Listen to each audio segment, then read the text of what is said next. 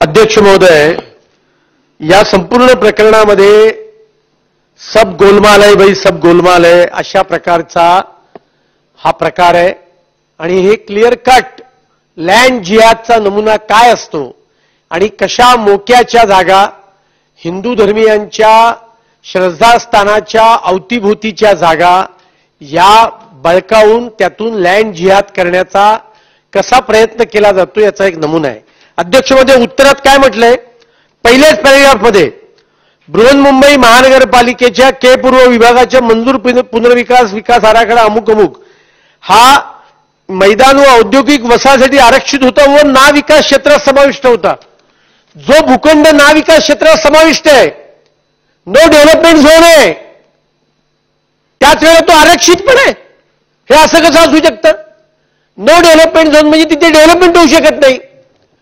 परंतु सगळा गोलमाल आहे. माझे स्पेसिफिक 2 प्रश्न माननीय मंत्री महोदयांना आहेत. त्यांनी शब्दप्रयोग वापरला की आम्ही तपासून पाहू. तपासून पाहणं आणि चौकशी करणं याच्यामध्ये फार मूलभूत अंतर आहे आणि त्याच्यामुळे या संपूर्ण प्रकरणाची चौकशी, या प्रकरणामध्ये काही गडबड झालेली आहे हे लक्षात घेऊन या संपूर्ण प्रकरणाची चौकशी कालबद्ध मर्यादेमध्ये शासन करणार का, हा माझा पहिला प्रश्न आहे.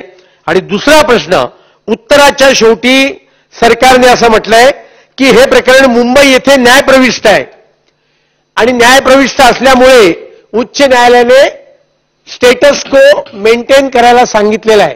हे ठीक आहे, उच्च न्यायालयाचे ते आदेश आहेत.